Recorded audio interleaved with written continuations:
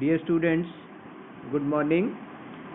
Myself Kehar Singh Bains, lecturer Political Science, Government Model Senior Secondary School Vehdala, District Una. I welcome you all in Har Ghar Pathshala. Dear students, as you know, we are talking about the chapter number 20, Constitution as a Living Document. So the topic for today is what further changes are being debated or demanded in the Indian Constitution. Bharat के संविधान में किस प्रकार के परिवर्तनों की मांग की जा रही है, किस प्रकार के परिवर्तनों की बहस चल रही है। जैसा कि हम जानते हैं कि जब से हमारा संविधान लागू हुआ है तब से ही हमारे संविधान में बहुत सारे परिवर्तन किए जा चुके हैं।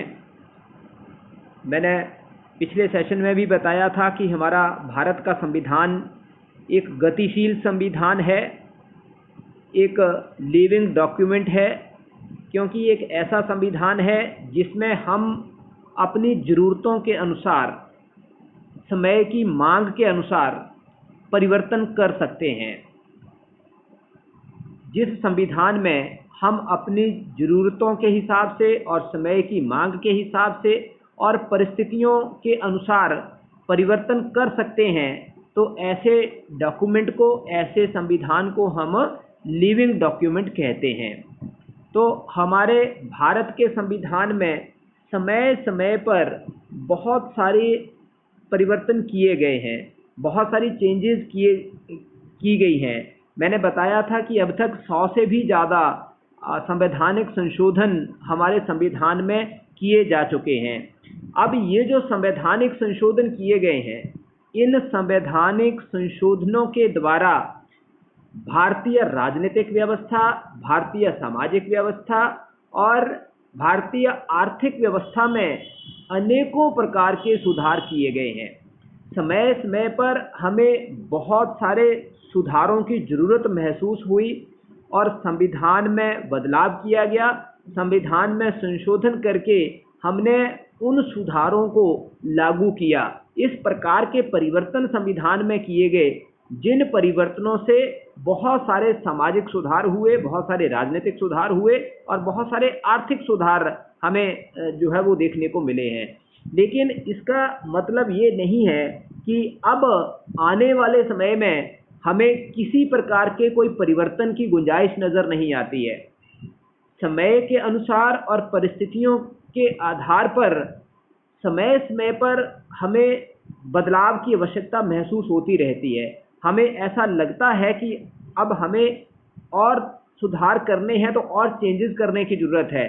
तो आज के समय में भी बहुत सारी ऐसी मांगें की जा रही हैं, बहुत सारी ऐसे बहस चल रही है या ऐसे सुधार किए जाने की चर्चा चल रही है।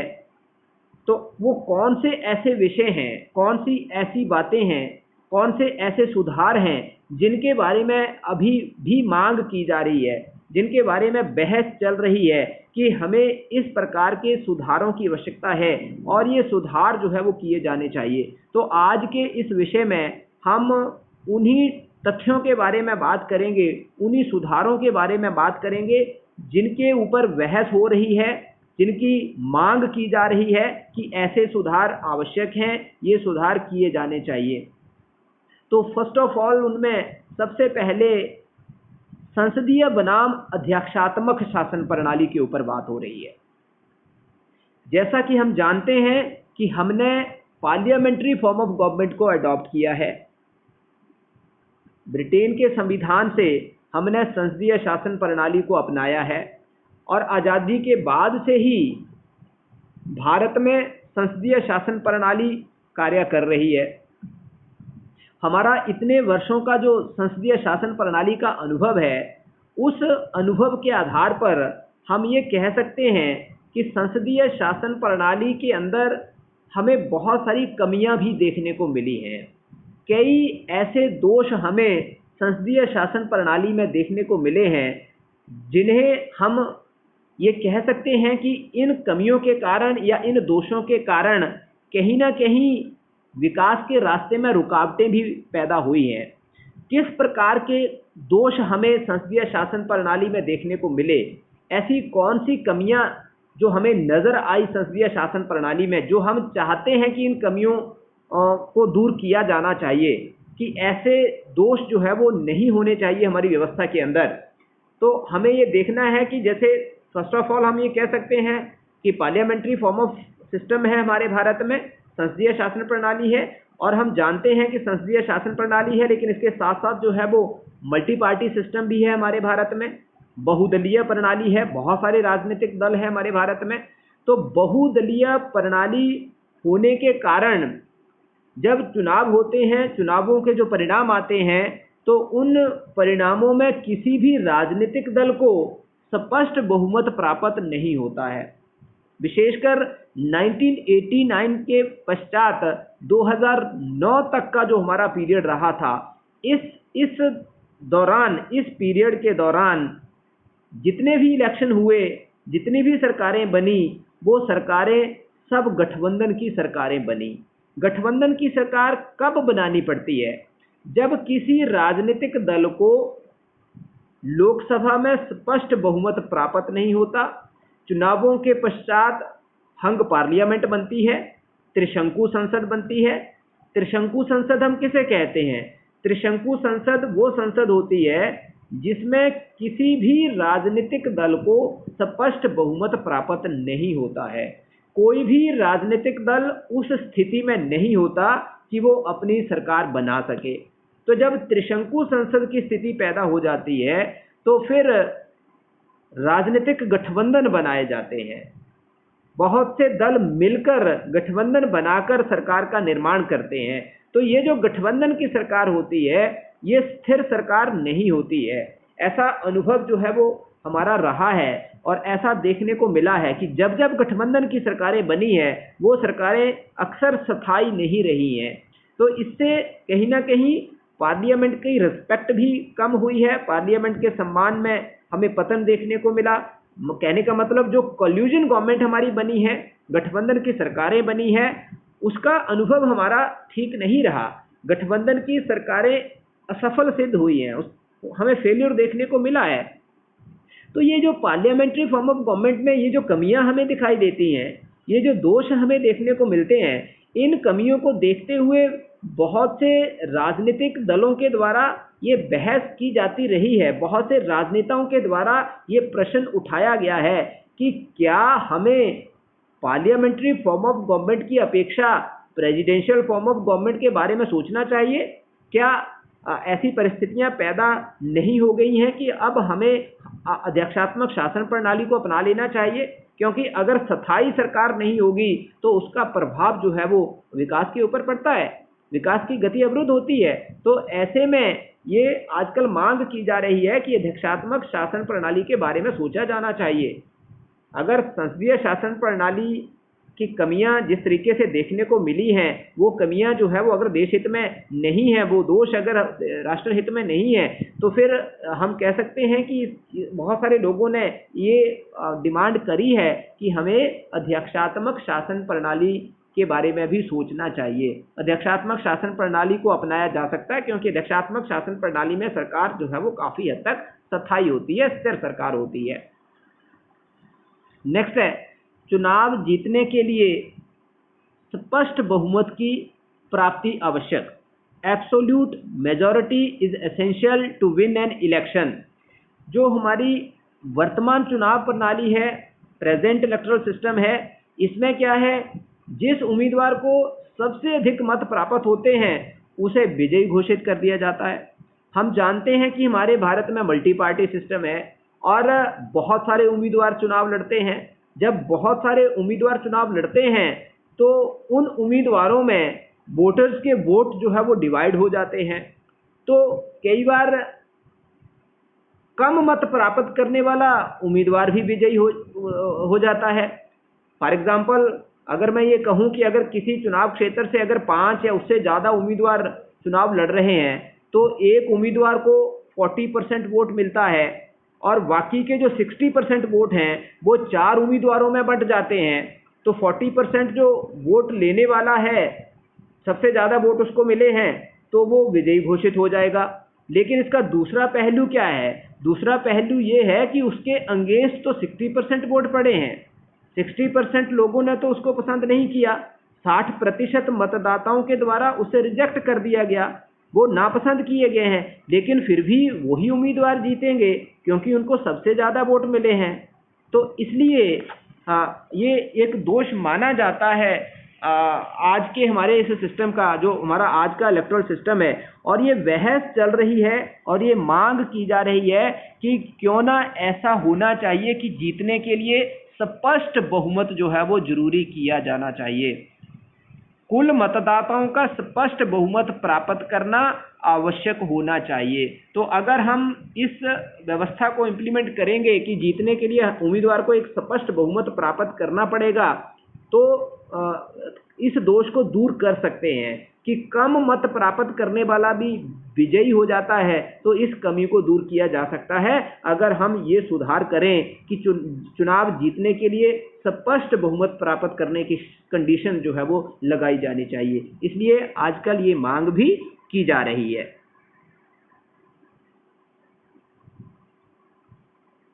Next one is compulsory voting, अनिवार्य मतदान। वर्तमान चुनाव प्रणाली के अंतर्गत क्या व्यवस्था की गई है? ऑप्शनल है वोटिंग, मतलब वोट डालना अनिवार्य नहीं है। ये व्यक्ति की इच्छा के ऊपर डिपेंड करता है, व्यक्ति की अपनी मर्जी है कि वो वोट डालने जाए या ना जाए। तो हम देखते हैं कि इसका परिणाम हमें क्या दिखाई देता है कि भारत में लगभग 35 से 40% मतदाता चुनावों में अपने वोट का प्रयोग नहीं करते हैं। जबकि संसदीय लोकतंत्र में क्या होना चाहिए? अगर संसदीय लोकतंत्र को सफल बनाना है तो ज़्यादा से ज़्यादा लोगों की पार्टिसिपेशन होनी चाहिए मतदान प्रक्रिया में, ज़्यादा से ज़्यादा लोगों के द्वारा वोट किया जाना चाहिए। लेकिन हमारे भारत में वोटिंग परसेंटेज जो है वो कितना रहा है? शुरू में तो ये 50 to 60% जो है वो ओवरऑल वोट परसेंटेज रहता था, लेकिन आज की स्थिति क्या है? वर्तमान समय में भी 60 से 70% जो है वो वोटिंग परसेंटेज रहता है। तो कहने का मतलब कि आज की डेट में भी 35 से 40% मतदाता अपने मताधिकार का प्रयोग नहीं करते हैं। तो आज इस विषय के ऊपर ये बहस चलती है, ये मांग की जा रही है, बहुत सारे नेताओं के द्वारा ये डिमांड की जाती रही है कि हमें क्या कर देना चाहिए? वोटिंग कंपल्सरी कर देनी चाहिए, हर व्यक्ति के लिए वोट डालना अनिवार्य कर देना चाहिए। जब तक वोट डालना अनिवार्य नहीं करेंगे, कंपल्शन नहीं होगी व्यक्ति की वोट डालना, तब तक हम वोटिंग परसेंटेज को इंक्रीज नहीं कर सकते हैं। तो इसलिए आज ये भी एक मांग की जा रही है कि हमें क्या करना है, जो वोटिंग राइट है, जो वोटिंग राइट मिला है लोगों को, उसे हमें कंपल्सरी कर देना चाहिए। Next one is election reform, चुनाव सुधार। भारत की चुनाव प्रणाली में बहुत सारी कमियां हमें देखने को मिलती हैं, बहुत सारे दोष जो है वो हमें दिखाई देते हैं। आज हमें राजनीति का अपराधीकरण जो है वो नज़र आता है, कास्टिज्म जो है वो जातिवाद का बोलबाला हमें देखने को मिलता है। जब चुनाव होते हैं तो फिर जाति का फैक्टर जो है वो बहुत दिखाई देता है।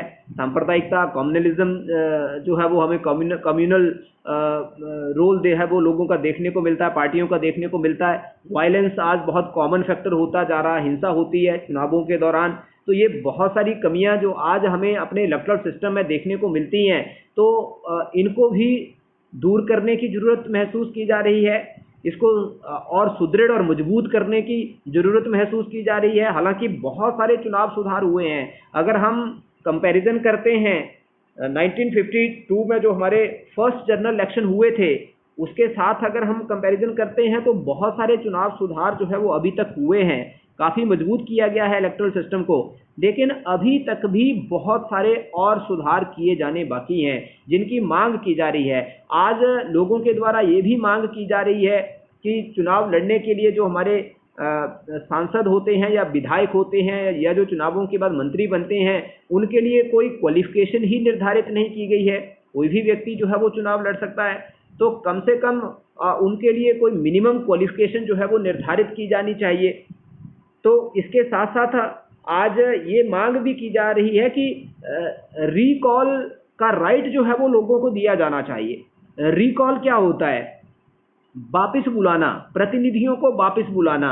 जैसे हम अपना अगर कोई प्रतिनिधि चुनते हैं, हम अपना एमएलए चुन रहे हैं या अपना मेंबर ऑफ लोकसभा या मेंबर ऑफ राज्यसभा को हम चुन रहे हैं, तो एक बार चुनाव हो जाने के पश्चात हमारे पास फिर कोई ऑप्शन नहीं रहता, हमें 5 साल के लिए इंतजार करना पड़ता है। अगर कोई प्रतिनिधि अपने कर्तव्यों को ठीक ढंग से नहीं निभा रहा, लोगों की एक्सपेक्टेशंस के अनुसार वो काम नहीं कर रहा है, तो तो लोगों के पास कोई ऑप्शन नहीं होता कि उन्हें केवल 5 साल इंतजार करना पड़ेगा, और 5 साल के बाद जब दोबारा से इलेक्शन होगा उसके पश्चात वो उसको रिप्लेस कर सकते हैं। लेकिन जो राइट टू रिकॉल है वो क्या व्यवस्था होती है? वो ऐसी व्यवस्था होती है कि अगर प्रतिनिधि आपकी इच्छाओं के अनुरूप काम नहीं कर रहा है, तो ऐसे में एक निश्चित संख्या लोगों की उसे वापस बुलाने का अधिकार भी रखती है। अगर वो चाहें, लोग वोटर्स अगर चाहें, तो वो